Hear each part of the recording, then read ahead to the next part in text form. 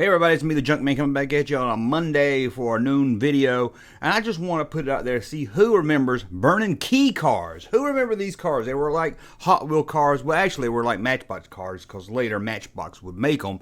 But these were a little car that you put a key inside of. You squeeze the key and the car would shoot off. Now, I don't know about you. In the early 80s, I loved these things. I never really got into collecting cars. I had a box full of cars that I would play with now and then. Had some movie cars, some regular, Hot Wheel Matchbox cars. But I was never really into them hardcore, other than just playing with a few, little tracks you get. Those little orange tracks, the one that mom would hit you with if you got an F on your report card. Those right there, they were really fun. But these cars right here, I really loved. I can remember walking into a store, which I believe is Zayre's. Don't hold me to that, but I believe I walked into Zayre's and I saw a Magnum PI car.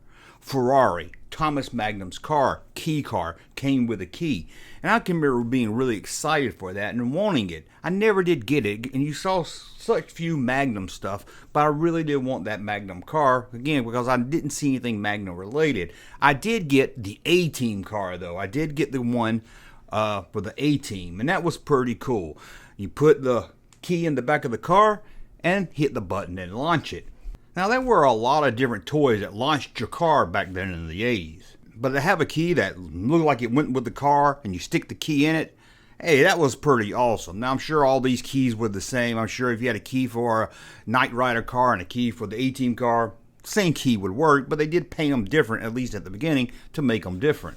And something that makes them a little different than the normal launching cars is usually the machine part would launch the car. It would be spring. You would put the car into something and a spring action would cause the car to launch off. But these, the mechanics were inside the car, not inside the key. So it gave you, I think, more speed.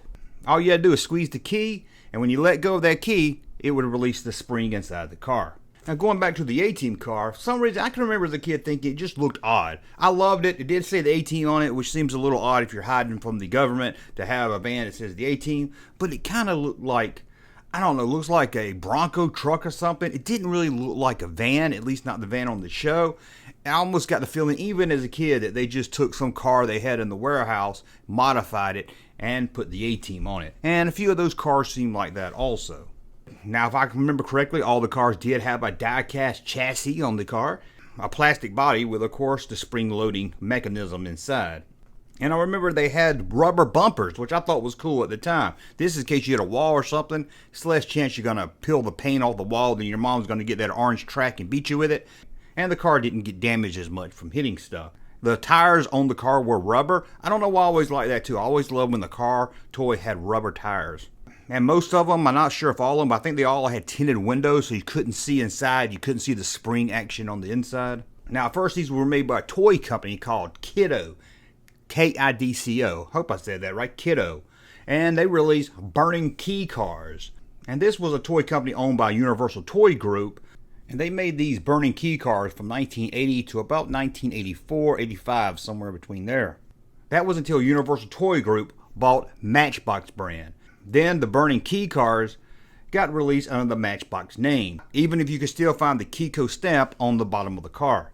And to my surprise, while researching this video, I found out they kept making these until the 90s. I mean, I just remember these in their early 80s. I guess I just grew out of them and never really paid them attention. And in fact, there's some other toy companies that still make cars like these today. How is it? It's almost 4 minutes in this video, and you haven't even clicked that like button yet. It's right down there. All you gotta do is take your little mouse and click on it. Is it that much trouble? It helps out the channel, and all you have to do is click on it. After all, you're watching the video, so you must enjoy it. Click the like button. Now, there was a couple of different lines. Under the Kidco brand, you had the mainline series. That was released somewhere between 1980 to about 1984.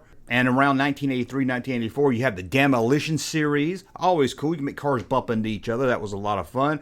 I kind of wish the Demolition series would have came with two cars. It would just made more sense being a demolition set. And also around 83, 84, you had the glow-in-the-dark key car series. I loved anything as a kid that would glow in the dark. And a little earlier, around 82, 83, is when you had the television series cars, Magnum PI, Knight Rider, and A-Team.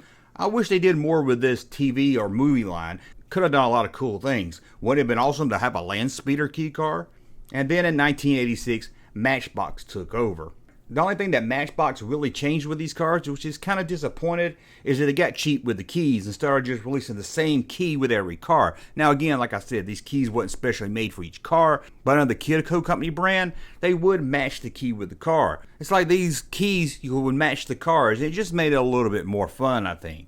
I can remember being probably, like 10, 11 years old thinking, man, I want a keychain to keep all these keys on. But I only had like 2 of the cars, so I never got the keychain. It really didn't matter because I only had 2. I don't know why I thought it would have been cool to walk around with the keychain of these plastic keys. Hey, I was a weird kid. But when Matchbox took these over, they just started using the generic key without really matching it with the car, which is a disappointment if you ask me. Burning key cars are bad. From the Burnin' Key Cars collection, flashy sports cars, classics, rugged trucks and racing rigs, all ready for power, key action. Pushing those keys and give them a squeeze. You can run them and crash them. You can race them. Burning key cars. Yeah, with some key forks. There are 20 Burnin' Key Cars, each sold separately. Burnin' Key Cars come with a color-coordinated keychain. Each car sold separately. But anyway, I want to just do this noon video out there to see who remembers these cars. Who had these?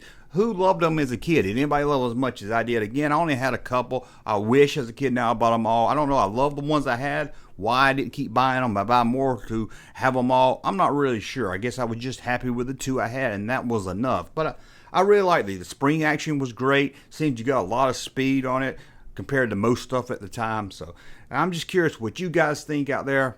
Did you have the Burnin' Key car? And maybe you kept buying them in the 90s. Like I said, I didn't know they were even available in the 90s. And apparently another company's making them today. So I was surprised by that. Let me know that and more in the comments below. And until the next video, we'll talk again soon. Hey, Junkman channel popping though. Thank you, sir, for that unsolicited testimony.